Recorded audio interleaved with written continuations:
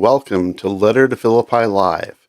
It's our daily broadcast from lettertophilippi.org, where we look at Paul's letter to the Philippians daily, Monday through Friday at 12 p.m. Pacific Time, 2 p.m. Chicago time, 3 p.m. Orlando time, and 10 p.m. Jerusalem time.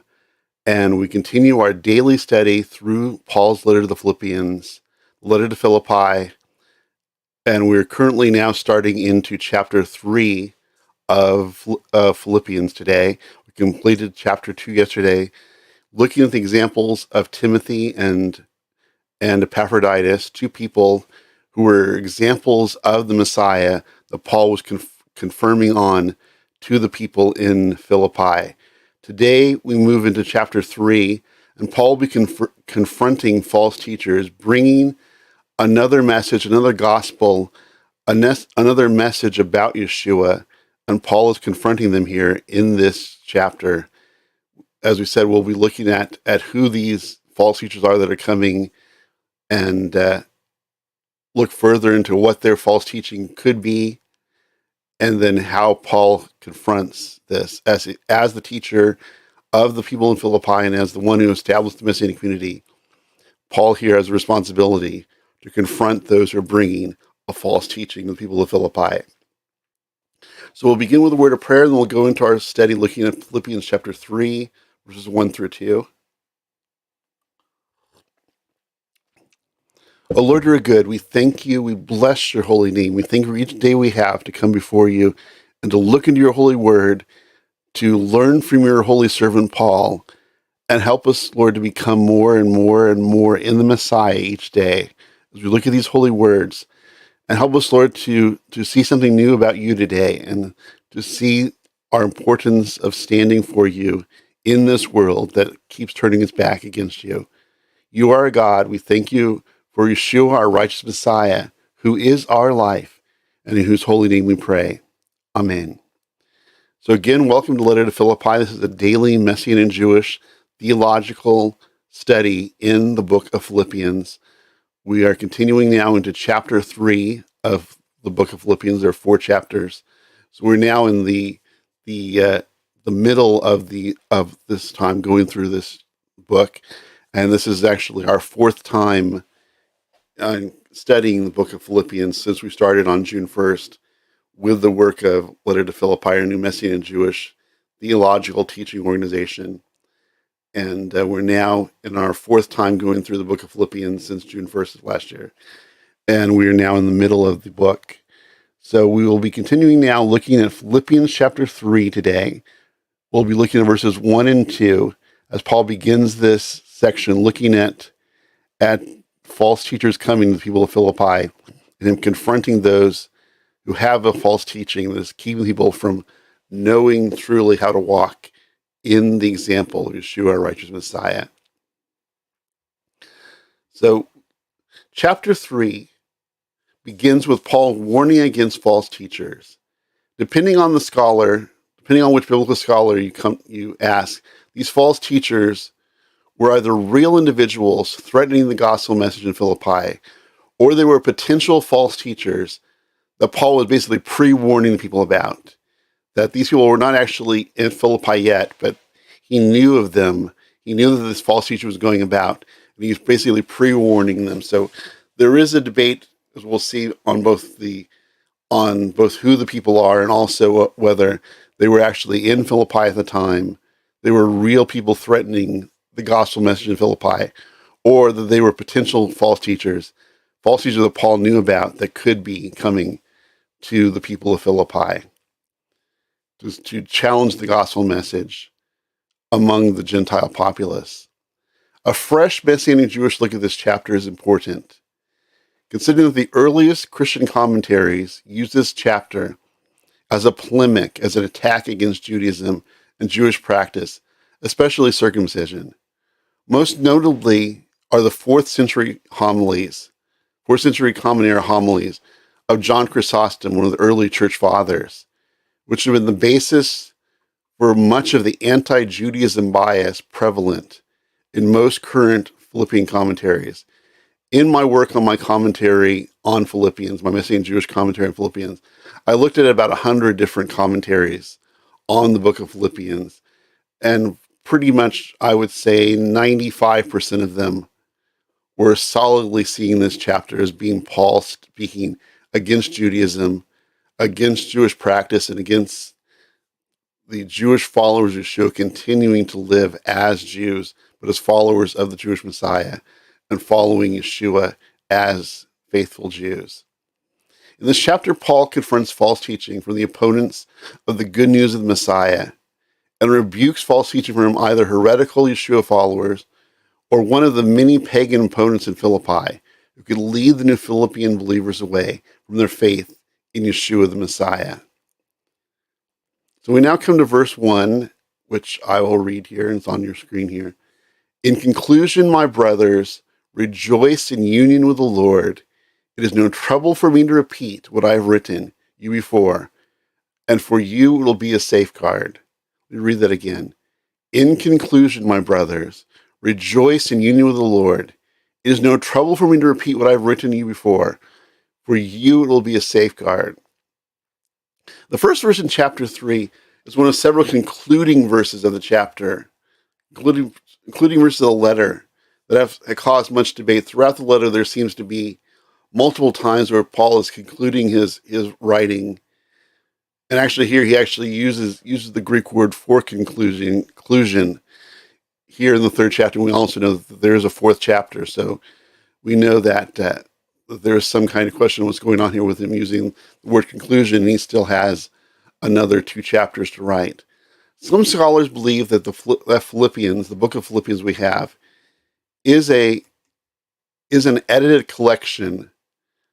That what we have today as the book of Philippians is a collection of 2 or 3 or 4 letters that Paul wrote to the people of Philippi that were later edited together into one book. And what we have is the letter to Philippi today is actually understood by some scholars as being 2 or 3 different letters that Paul wrote to the Philippians that were combined together, edited together into this one letter. So in the one book of Philippians we have today, it could be that there are multiple letters that were put together into one letter that we have in our New Testaments today.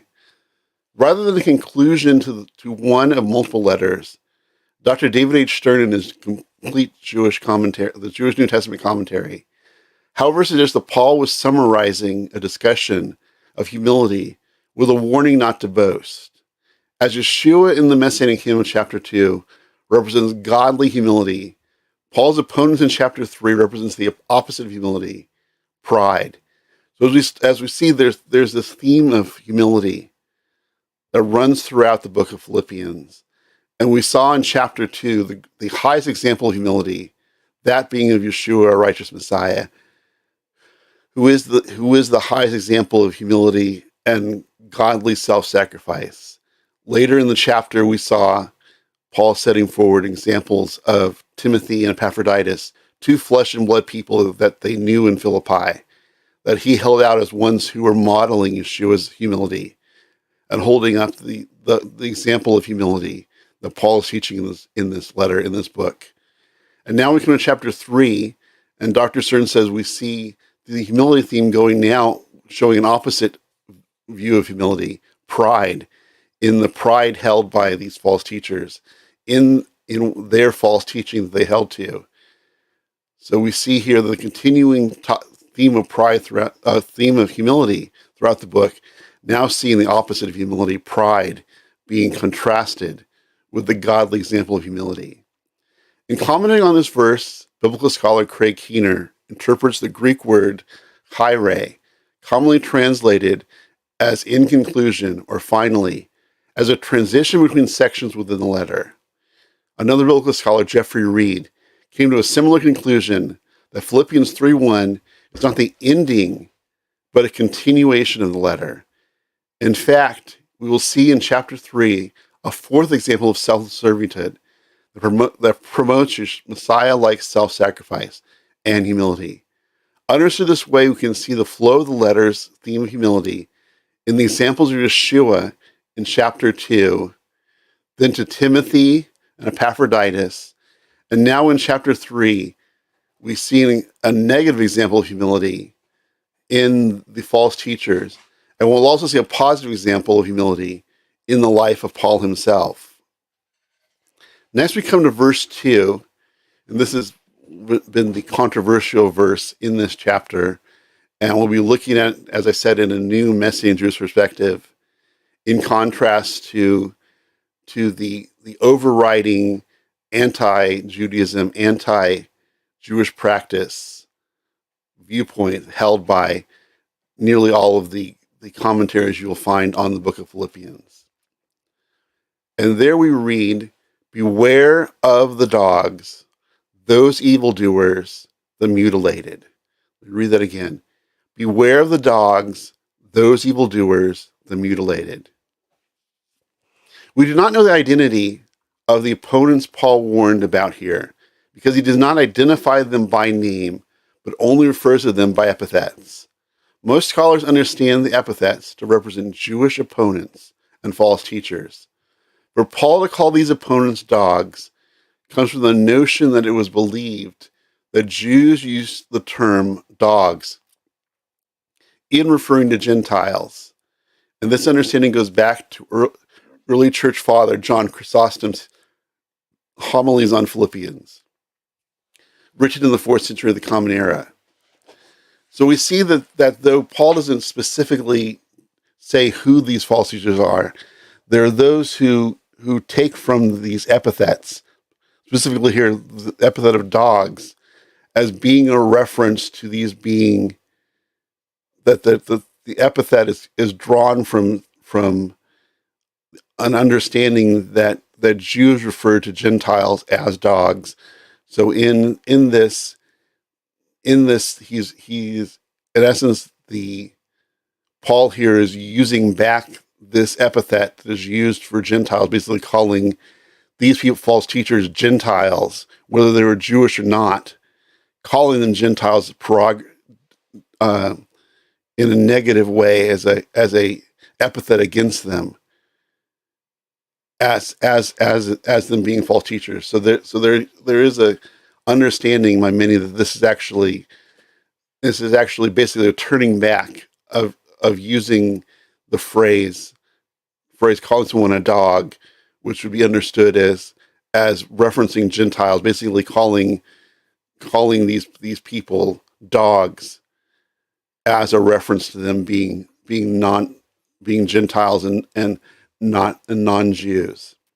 The reference to the mutilated, the Greek word being katatome, which most commentators see as a derogative reference to Brit Milah, ritual circumcision in Judaism, can reinforce the belief that these opponents were Jews, that Paul was calling mutilators of the flesh. The second epithet, the mutilated, is the word katatome in Greek, which means mutilated. So the understanding is that this is a reference to the false teachers being circumcised, or teaching about circumcision for the Gentile populace in Philippi. As I said, a majority of the populace in Philippi, of the Messianic community, would have been non-Jews, would have been Gentiles, given the small Jewish populace of the city.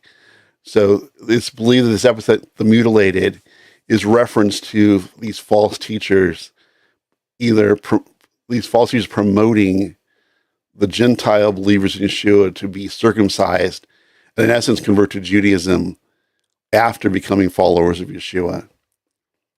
Some scholars also see the word katatome as a reference to spiritual mutilation, which may point to these false teachers being Gentiles, possibly even recent converts to Judaism, who were promoting circumcision of Gentiles. In essence, this understanding of katatome being spiritual circumcision, a spiritual mutilation, is that in their false teaching, they are in essence calling people not only to mutilate their flesh by undergoing, as we see from the Jerusalem Council, unnecessary circumcision for Gentiles, because they could come to faith in the God of Israel as Gentiles, but also that in this false teaching, are causing them to spiritually mutilate themselves by not understanding the teaching of the apostles, that Jews were to come to the God of Israel as Jews and to continue to live their lives as Jewish followers of the Messiah of Israel. And the Gentiles were to come to the God of Israel by faith in Yeshua the Messiah and to live their lives as redeemed Gentiles, and they did not have to be circumcised and become Jews to be followers of Yeshua and the God of Israel.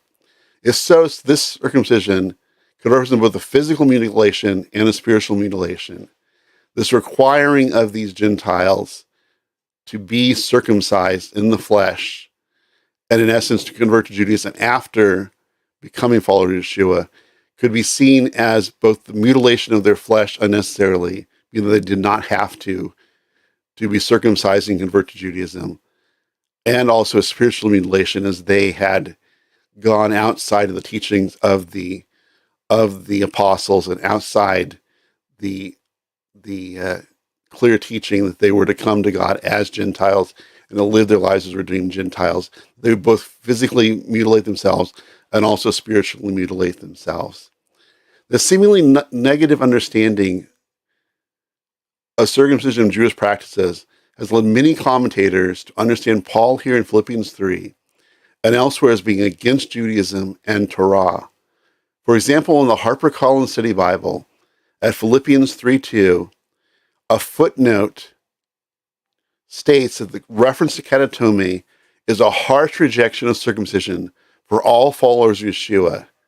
This reading rejects the ongoing practice of circumcision for Jewish followers of Yeshua and makes Paul's use of katatome into a polemic against Judaism and Torah observance.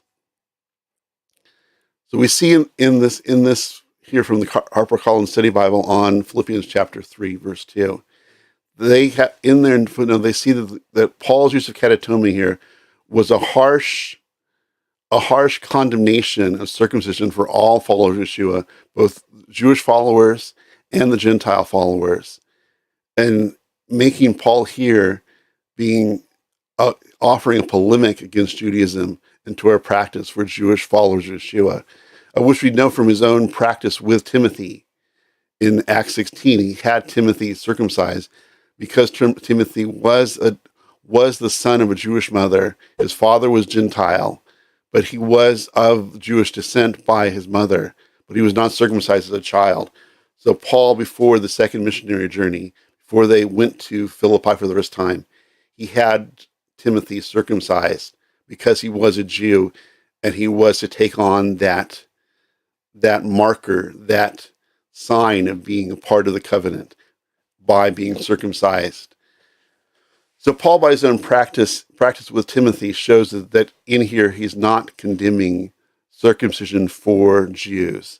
For Jewish followers of Yeshua, they were to continue to circumcise their sons on the 8th day. As Jews, they were to continue to participate in the Abrahamic covenant, to participate in their connection to their descent from Abraham. And therefore, we see here in the HarperCollins Study Bible that they are rejecting and making Paul the one to be the rejecter of the continuing practice of circumcision for Jews, including Jews who are followers of Yeshua. That Paul here is condemning Gentiles unnecessarily being circumcised by these false teachers, and according to their false teachings, which would be against the Jerusalem Council of Acts 15. But Paul here is not speaking against the ongoing practice of Jews circumcising their sons on the 8th day, according to the covenant made with Abraham and according to their peoplehood in the people of Israel. Most commentators see this verse and the following verses in chapter 3 as demonstrating Paul's rejection of Judaism and Jewish practice. In refreshing contrast stands Paul within Judaism scholar Mark Nianos, who is one of the only scholars to question the credibility that Paul, a Jew, would use derogatory language about Judaism and Torah faithful Jews, whether within or without the Messianic community. There were those like Bachmel and Boring, two biblical scholars, who see the opponents of Paul as not actual but potential opponents, with Paul preemptively warning the Philippians about false teachers that could come to Philippi. These opponents are then potential threats to the growing Philippian community, about whom they're being preemptively warned. Paul preemptively warns them about them. So there are those, as I said, there are multiple opinions whether these were actual opponents that were in Philippi that Paul knew about, and he wanted to confront them and see that the people in Philippi stood against them. Or there are those who see them as potential opponents, that Paul knew about people like them that could hear about the Gentiles coming to Yeshua faith in Philippi and then go to bring them this false teaching. So according to Bachmel and Boring, two biblical scholars of note, they see that Paul here is pre-warning the people of Philippi about false teachers that could be coming to them. Whoever the opponents were, they represented an opposite mindset and lifestyle to that of Yeshua, Paul, Timothy, and Epaphroditus. As we say, with the theme of humility throughout the book, we see the humility of Yeshua, Paul, Timothy, and Epaphroditus set forward in this book. Paul here in chapter 3, looking at these false teachers, are showing us the opposite of humility, that being pride. And we see, according to Herbert Bateman, he commented on this verse, the depiction of these opponents as self-centered, that their God is their belly, they're self-satisfying, glory in their shame, and worldly, clearly states that the self-denying, self-giving, self-sacrifice attitude and life of Yeshua and the lifestyles of Timothy, Epaphroditus, and Paul were being contrasted here. That we're seeing a contrast between these people who are focused on pride, they're focused on themselves, being contrasted with a self-denying, self-giving, self-sacrifice attitude of Yeshua, Timothy, Epaphroditus, and Paul. The proposed identities for Paul's opponents include Yeshua following Jews, Messianic Jews, non-Yeshua following Jews, Jews from the larger Jewish community, newly converted proselytes, Gentiles who had recently converted to Judaism, and pagan influencers, one of the pagan religious cults or religions of Philippi, which so there are many false religions, both Greek, the Thracian, Roman, Egyptian, throughout Philippi. So another option could be that there was a pagan influence that was seeking to draw the people back from their faith trust in the God of Israel and following the Messiah of Israel to add in parts of the pagan rituals of their past.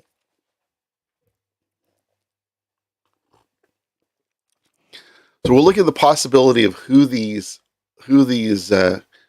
false teachers are, who these people who are coming to Philippi that Paul is warning about.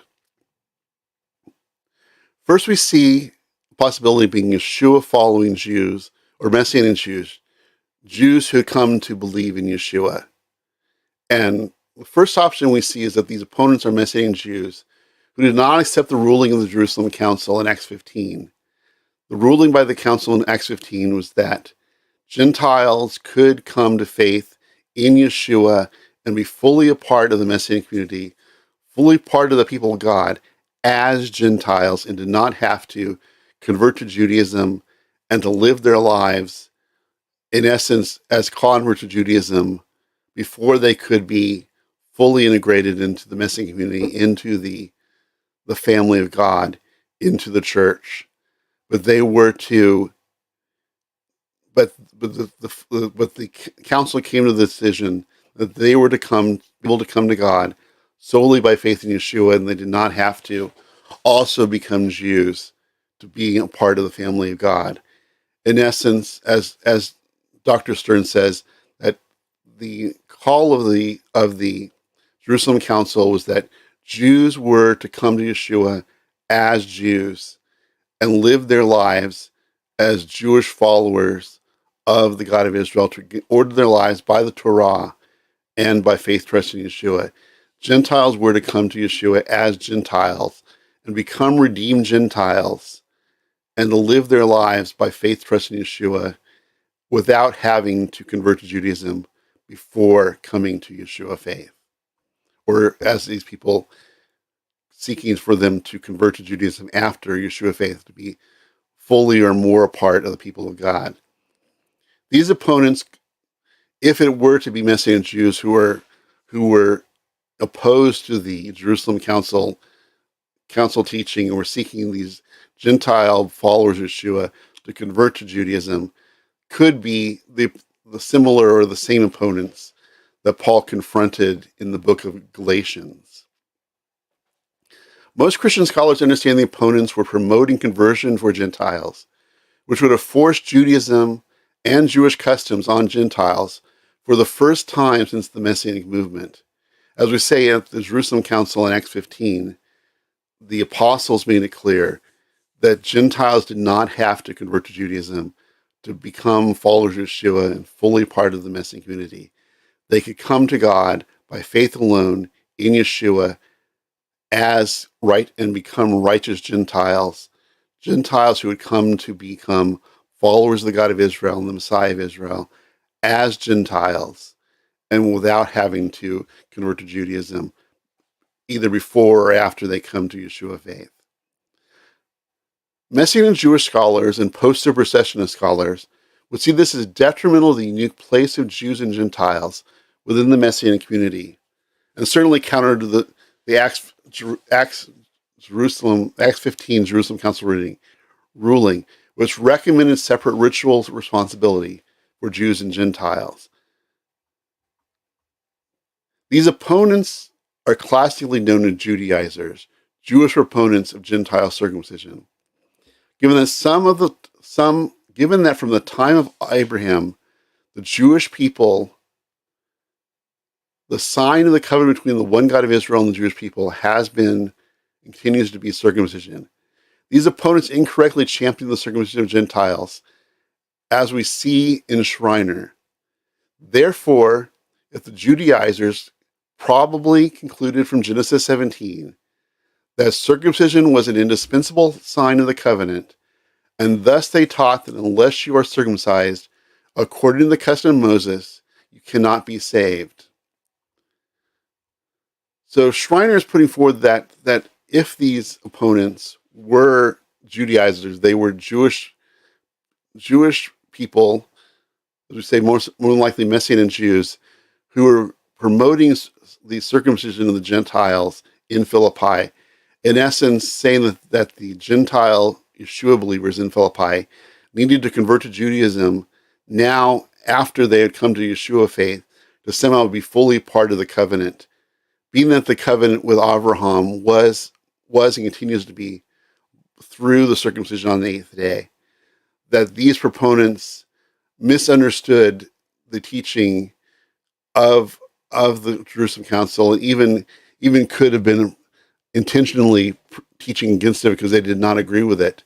But here we see that this is a misunderstanding, that the Jews were to continue to be part of the covenant of circumcision as members of the family of Abraham, even including as in followers of Yeshua, who were to continue to live their lives conform to the practice of circumcising the sons on the 8th day. But the clear teaching of the apostles and the Jerusalem Council was that Gentiles did not need to be ritually circumcised and in essence convert to Judaism either before or after coming to Yeshua faith. That Gentiles who put their faith trust in Yeshua were fully a part of the people of God by their faith trust in Yeshua. New Testament scholar Paula Fredrickson espoused a unique motivation for these Messianic Jews to promote circumcision of Gentile Yeshua followers, where she wrote, "Perhaps some of these apostles prioritizing Israel's response to the gospel as the key event leading to the kingdom, sought Israel among the nations quite literally. Perhaps then, in calling for Gentile circumcision as a condition for entry into the ecclesia, these apostles were in their own minds achieving the reconstitution of the plenum of Israel, with all Israel regathered through the message of the Messiah. The kingdom could finally come. According to Frederickson, these promoters of Gentile circumcision were seeking to make the Messianic communities more Jewish by having Gentile male followers be circumcised and all Gentile followers become Jews.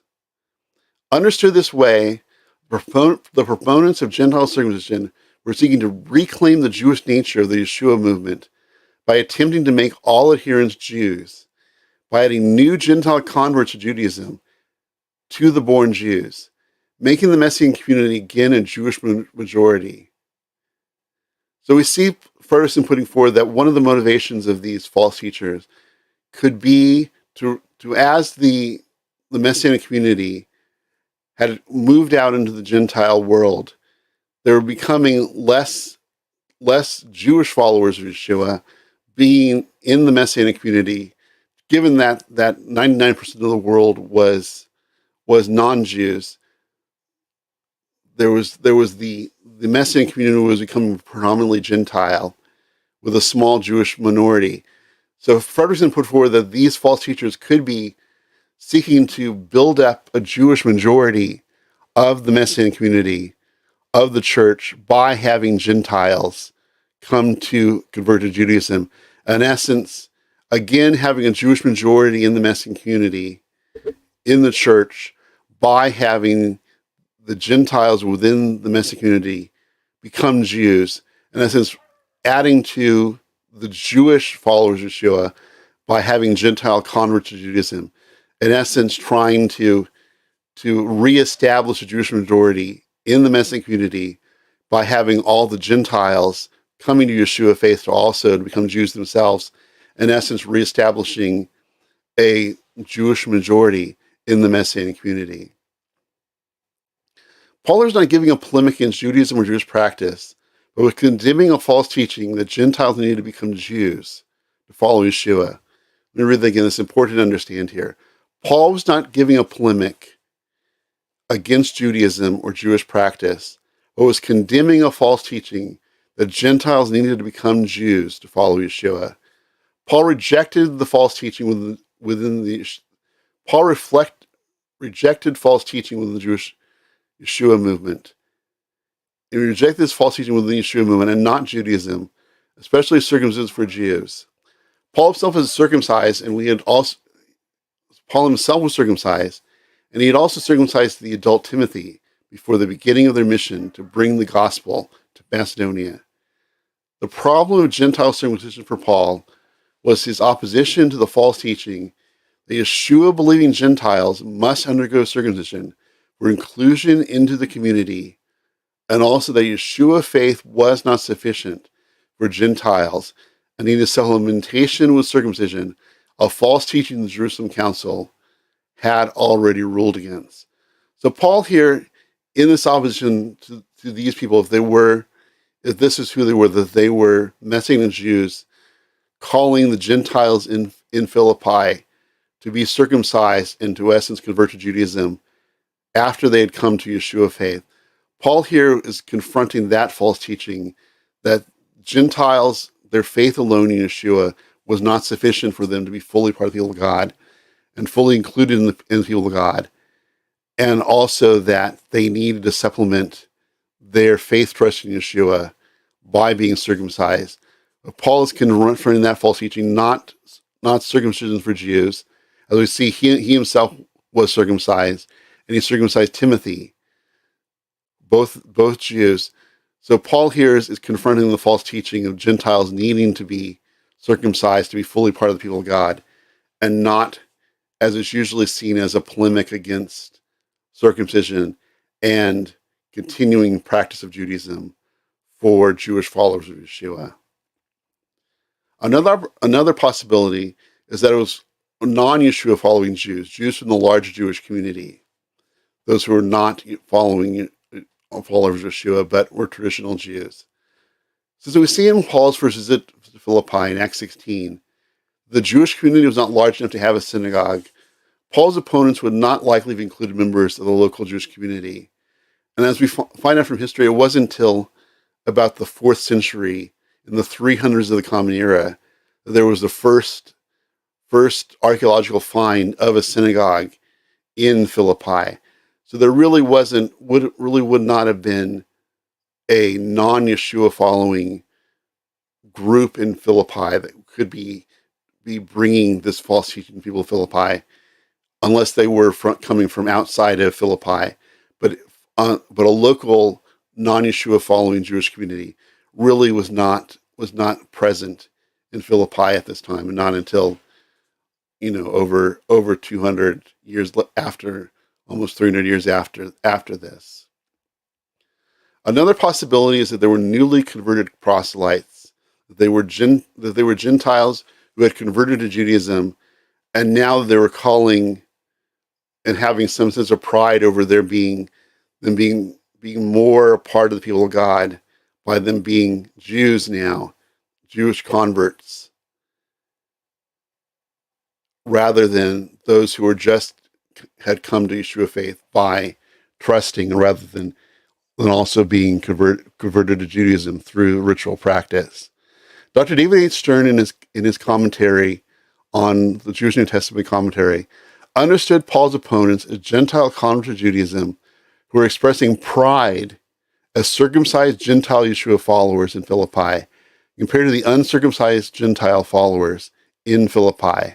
So Dr. Stern sees that these opponents were Gentiles who converted to Judaism and somehow and felt pride over that they were more a part of the people of God than the Gentiles who had just come to Yeshua faith and just come to Yeshua in faith and had become righteous Gentiles. That these false teachers were actually proud of the fact that they were converts to Judaism, that they were more a part of the people of God in their minds than these Gentiles who had come to faith in Yeshua and become righteous Gentiles according to the teachings of the apostles, that these Gentiles were able to come to God by faith alone in the Messiah Yeshua alone, and by their faith trust alone, they are fully integrated in the people of God.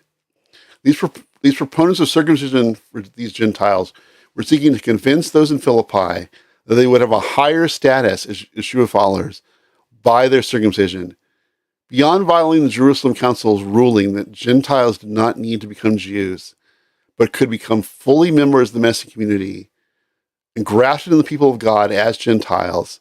These opponents were also expressing pride, the opposite of humility, that Paul exhorts the Philippians as followers of Yeshua.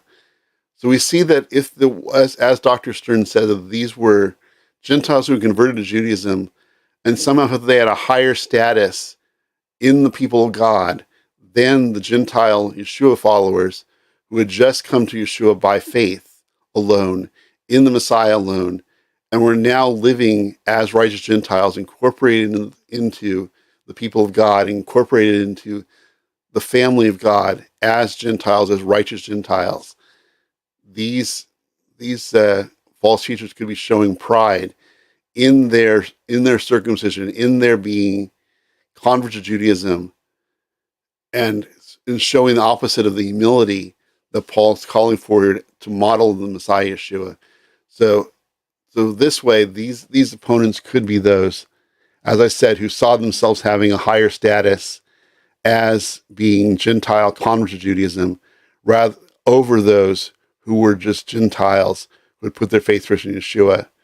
And we see Paul is confronting that the teaching of the apostles is that Gentiles were to come to God as Gentiles and become redeemed Gentiles, and they did not have to convert to Judaism. So these ones are showing pride. These false teachers, if they are recent converts to Judaism, that they are showing pride in their position, somehow thinking that they are more a part of the people of God by their circumcision. Paul is confronting that, saying that the Gentiles who had put their faith in Yeshua in Philippi were fully in part, of the people of God and brought into the family of Israel as righteous Gentiles. And that was a teaching of the apostles in the Jerusalem Council. Another option, which is actually a new option that I came across in my studies, is that these false teachers were pagan influencers. They were part of the pagan religions of Philippi.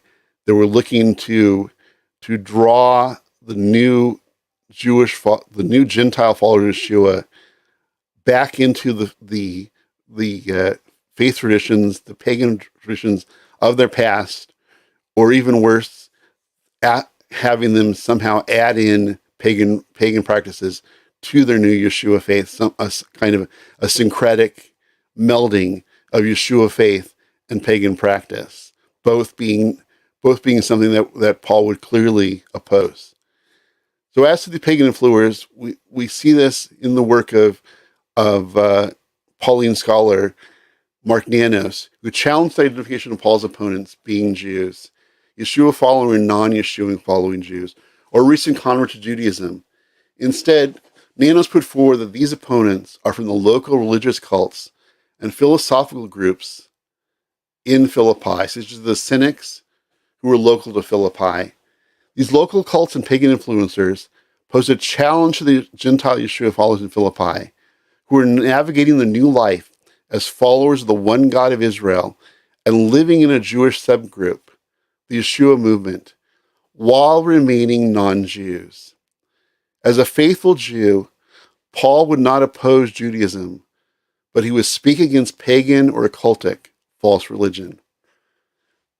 So given a completely new perspective than what you'd find in other commentaries, Nanos here shows that there is another option to them being either Jews or convert to Judaism, and taking this whole question of these false teachers out of the realm of Judaism and putting it into the pagan world of Philippi.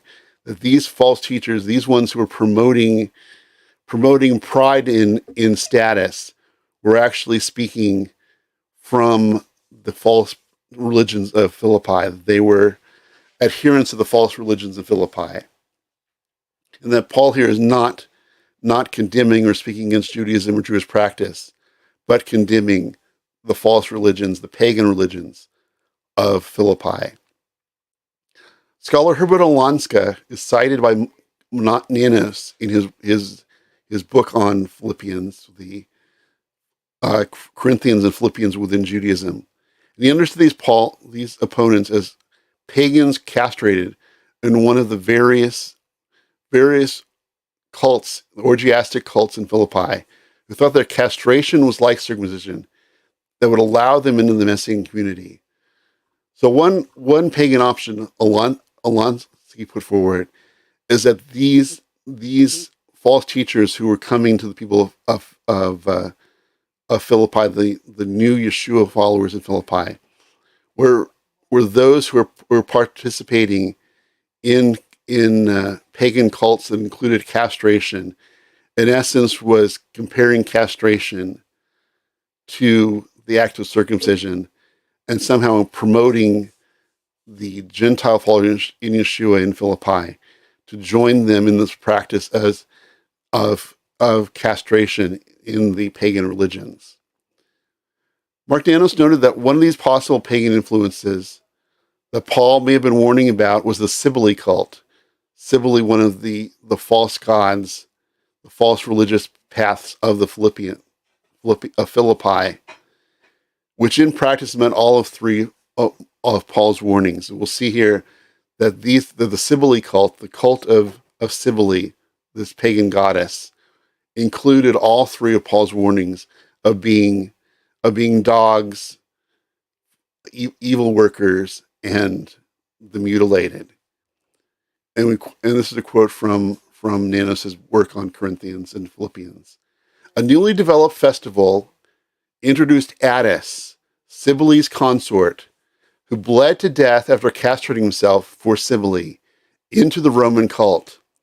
On the day of blood, the galley, the eunuch priests of the goddess Cybele, flagellated themselves while engaged in frenzied, ecstatic dancing, while the initiates castrated themselves with a shard. Castration of a Galli would represent a clear case of mutilation, and the figures whom Paul would likely regard as evil workers, perhaps even as behaving as dogs in a general derogatory sense, if not specifically involving dogs or dog imagery. Let me read that again as we see that in the Cybele cult, we can see all three of Paul's epithets: the dogs, evil workers, and those who are mutilated. A newly developed festival introduced Attis, Cybele's consort, who bled to death after castrating himself for Cybele, into the Roman cult. On the Day of Blood, the Galli, the eunuch priests of the goddess Cybele, flagellated themselves while engaged in frenzied, ecstatic dancing, while the initiates, those entering the cult, castrated themselves with a shard. Castration of the Galli would represent a clear case of mutilation, and the figures whom Paul would likely regard as evil workers, perhaps even as behaving like dogs, in a general derogatory sense, if not also specifically involving dogs or dog imagery. So we see here in this reference to the Cybele cult, we see all three of Paul's epithets. That the dogs, their frantic worship of the pagan deity, they're throwing themselves out, flagellating themselves. We see evil workers because they're participating in the evil service of this pagan god, the worship of this demonic force of the Phrygian goddess Cybele. And we also see clearly in the castration of the initiates, the more than mutilating themselves, completely castrating themselves in the worship of this pagan deity. So Paul here's his three epithets can be seen clearly in this worship of Cybele, in this practice of the Day of Blood, where we see them acting as dogs, as participating in evil worship, evil activities, and in castrating themselves, doing the most horrific of mutilation, the complete castration of themselves for this pagan goddess. Other pagan influences in Philippi included groups that used dogs as religious icons in the worship of Silvanus, Diana, and Hecate, and groups that used dogs in sacrifices and magical rituals. One group, the Cynics, were even known as the dogs. So Paul's epithet about dogs could be seen in the worship of Silvanus, Diana, Hecate, and other groups who included dogs in their worship and in their sacrifices to their deities. For new Yeshua followers in Philippi to continue to be accepted in Philippian society, which they had stepped out of by their new faith in Yeshua, they had left their pagan backgrounds to become followers of Yeshua and followers of the gods of Israel. They may have been tempted to adopt a common syncretic way of worship. Excuse me. Syncretic way of worship, in essence, adding former pagan ways or adding new pagan ways to their Yeshua faith, as was common in Philippi. People would take a little bit of one of the Greek gods and one of the Roman gods, and also participate in the mystery cults, and basically adding different components of different religions together. The fear here was that the new Yeshua followers in Philippi would take on and be tempted by these pagan rituals to add into their Yeshua faith. In essence, pervert their Yeshua faith by adding in pagan rituals and participating in the syncretic worship of Philippi. Being influenced to convert to Judaism by either Yeshua-following Jews, non-Yeshua-following Jews, or Gentile convert to Judaism would not seem to bring the new followers any advantage in Philippi, especially considering Paul and Silas' imprisonment recording in Philippi. If the false teachers had some higher status in Philippian society, and they were proud of that, and promoting that to the Gentile Yeshua followers, it does not appear that Jewish identity would have been helpful compared to one of these other options. So if these false teachers were seeking to promote higher status in Philippi, it would be through one of these pagan religious practices, these pagan worship that was accepted in Philippi, rather than being any connection to Judaism, of which we see that in Paul and Silas' treatment in Acts 16, there really wasn't a strong respect for Jews and Judaism within Philippi. So if people were to have a higher status in Philippi, it would not actually be on a Jewish path, but a pagan path. And this is something that we see as a new way of looking at things that Nanos puts forward as taking this discussion out of a discussion about Judaism and ritual circumcision and Jewish practice, but putting it back into the place of the pagan worship in Philippi, and that being the avenue to distract the distract the new Yeshua followers in Philippi to go back to or find new pagan ways to become more accepted in society, rather than being anything about Judaism and Jewish practice. It would not have helped them in building up a status within Philippi. Finally, we look at Paul's positions on this issue. While Paul rejected the circumcision of male Gentile Yeshua followers, he clearly endorsed the unique place Jews and Gentiles played in the body of Messiah, which included his continued support for Jewish male circumcision, as demonstrated by his circumcising Timothy. Paul based the good news he preached on the unity within the diversity of the body Messiah. Gentiles as Gentiles, joining with the Jewish people to worship the one God of Israel, represented the fulfillment of the Messianic hope in the person of Yeshua. Let me read that again. Those are powerful words. Paul based the good news he preached on the unity within the diversity of the body Messiah. Gentiles as Gentiles, joining with the Jewish people to worship the one God of Israel, representing the fulfillment of the Messianic hope in the person of Yeshua. Such a joining together as fellow worshipers show the opening of relationship to the one God of Israel for all humanity. Rather than against Judaism and Jewish practices, such as circumcision, Paul speaks against other Yeshua followers seeking to impose circumcision on Gentile converts to the Messianic faith. We then have an intra-Messianic debate and not a polemic against Judaism and Jewish practice by Jews. Such a polemic, unfortunately, has been the common interpretation since the 2nd century to today. Most Christian commentators view this verse as Paul's blanket opposition to circumcision for Yeshua following Jews, especially since the Greek word katatome used in this verse is translated as mutilated or mutilators. Paul here is not speaking against Brit Milah, circumcision of Jewish males at the 8th day, but specifically against these false teachers who want to impose ritual circumcision on Gentile men after coming to believe in Yeshua as Messiah and Lord.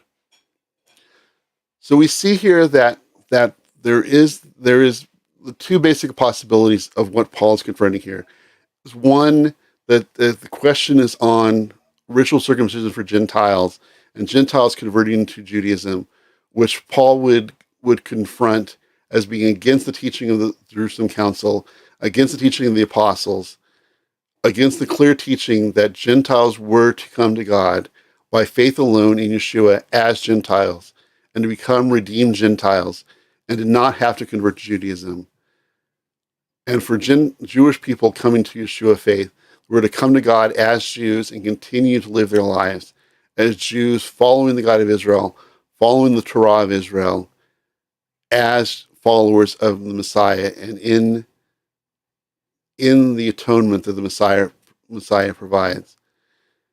So then we have one possibility that this is an issue of Paul confronting false teaching about circumcision and requiring of circumcision for Gentiles, which is the predominant view on this passage.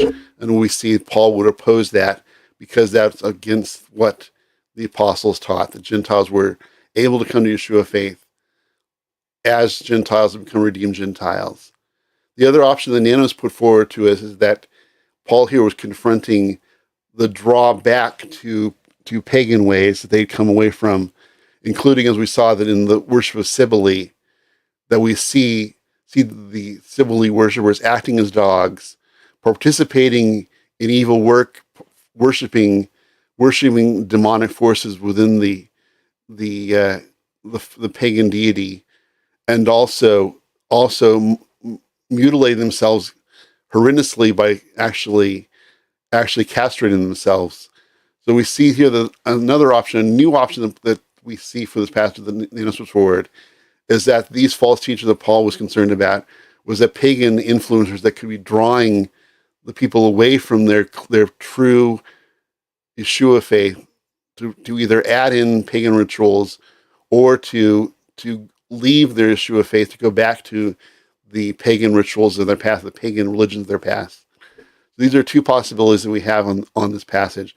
But whatever option we see, Paul here is not speaking against Judaism, but against a false understanding of the need for Gentiles to be circumcised by these false teachers who were in opposition to the Jerusalem Council. And Paul here is speaking clearly of his support for these Gentiles understanding that they have been brought in fully into the people of God by the faith, trust in Yeshua, and join with the people of God, join with the Jewish people in the family of God as Gentiles, that they were to continue to live their lives as redeemed Gentiles, ordering their life according to the God of Israel, the Messiah of Israel, and the scriptures of Israel. So we'll continue tomorrow with Philippians 3, verse 3, and we'll continue looking at Paul's confronting these false teachers, and we'll be moving into more of that as we go through tomorrow, and also into next week as we continue looking at chapter 3 of Philippians. So thank you for watching. Again, this is Letter to Philippi Live. My name is Sean Emslie. I'm your teacher and the founder of Letter to Philippi, a new Messianic Jewish theological teaching organization, of which this broadcast, Letter to Philippi Live, is our first initiative that we started on June 1st of last year, and we're now into our fourth time going through the book of Philippians. We're now in the middle of the book here in Philippians chapter 3. We'll be looking at Philippians chapter 3 tomorrow, and then we'll be looking on Monday, starting into verse 4, and Paul putting forward his Jewish resume, putting before these false teachers his place as the teacher of the Philippians, that he, as the one who is tasked to be the messenger, the emissary of Yeshua to the Gentile world, that he stands as the one that is the authority on how these Gentiles coming to Yeshua faith should live and how they should order their lives. So that will conclude our time today. Thank you for watching. I appreciate everyone who watched today, and that will conclude our time for today. And as I said, we'll be looking at Philippians 3 tomorrow, a little shorter time than we had today, as we look to go into Shabbat later tomorrow afternoon. So thank you for watching. Again, this is Letter to Philippi Live at an initiative Letter to Philippi. If you have any questions, go to lettertophilippi.org. There you can watch past class videos. You can use our contact form to ask any questions. You can leave a prayer request. I'm going to be praying for you. You can make a contribution to our work. We truly appreciate that. We are supported only by those who watch our broadcast. We're not backed by any organization. We are an independent organization, and we appreciate your giving toward our work. You can purchase a copy of our Messianic commentary on Philippians, which is the base for this class, on our resources page. You can read our Messianic book reviews, and you can find out more, as I said, at lettertophilippi.org. Just go there. You can, as I said, you can ask any questions. You can leave a prayer request. You can read our materials that we have online. You can watch past classes that you may have missed. Thank you for watching. Shalom, and see you tomorrow as we look at Philippians chapter 3, verse 3. So have a good day. Shalom, everyone. And continue to join us as we look at Paul's letter to Philippi from a Messianic Jewish theological perspective. Shalom.